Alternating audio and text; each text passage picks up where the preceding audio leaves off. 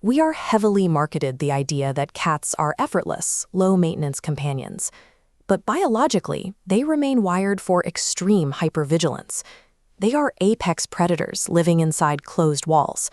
Their entire mental stability relies on the precise parameters of the territory you control. This creates immediate friction. You want the convenience of a self-sufficient pet, while your cat requires strict environmental autonomy and daily routine to feel secure. The internet is full of content designed to make you feel guilty for every minor misstep you make as an owner. That approach is entirely useless.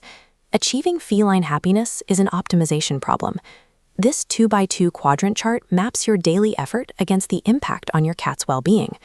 By auditing everyday interactions against this framework, we identify which lifestyle adjustments yield the highest return on investment. Applying this system shifts your dynamic from a series of accidental emotional miscommunications into a deliberate strategy for building mutual trust. Looking at the top left quadrant of this chart, we find behavioral tweaks. These require almost zero physical effort, but generate a massive impact. To a highly territorial animal, your arrival and departure are major daily events. When you rush out the door without a word or walk in distracted by a phone call, you are missing the primary anchoring moment of their routine. You signal a lack of loyalty within their meticulously mapped world. Then there is the issue of physical consent. Every cat has hardwired no-go zones. Usually this includes the belly, the base of the tail, and the back paws. Picking them up when they clearly want to be left alone actively erodes their trust. A constrained animal has no choice but to eventually withdraw to protect itself. Human intuition also leads us astray when it comes to discipline. Correcting a cat the way you might correct a dog simply does not compute in feline psychology. Methods like spraying them with water fail to correct the unwanted behavior. The animal simply learns to associate you with unpredictable fear and disruption. Restraining our own impulses, whether that means withholding a spray bottle or resisting the urge to force a cuddle, costs us zero time, yet it yields the highest behavioral dividends in the animal. Shifting our view to the top middle area of the chart, we evaluate environmental audits. These require moderate effort but preserve crucial sensory functions. Scent is how a cat maps its surroundings. When you use strong essential oils, chemical cleaning sprays, or scented candles, you create an invisible fog that effectively blinds their primary navigation tool. Visually, cats possess excellent low-light vision, but they cannot see in pitch-black darkness.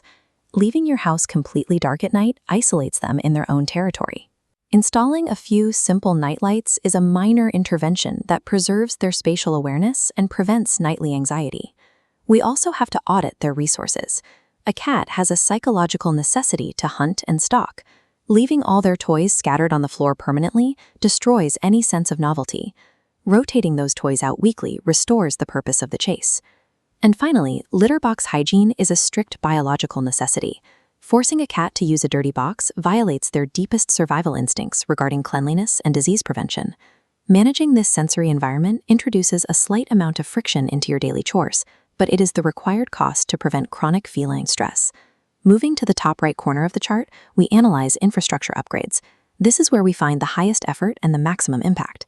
As ambush predators, cats have a strict biological need for vertical space. Height directly correlates to their sense of psychological safety and territorial ownership. There is an inherent trade-off here. To provide this necessary territorial dignity, owners must usually sacrifice some of their home's clean interior design aesthetics to install shelves and window perches. We also need to rethink feeding systems. The standard practice of free feeding from a permanently full bowl relies entirely on human convenience. Unlimited access to food removes a cat's primary daily objective. Without the need to hunt or earn their meals, they experience severe boredom, which frequently manifests as destructive behavior. Implementing complex food puzzles or timed feeders reintroduces necessary friction into their diet, forcing them to earn their reward. This demands real commitment.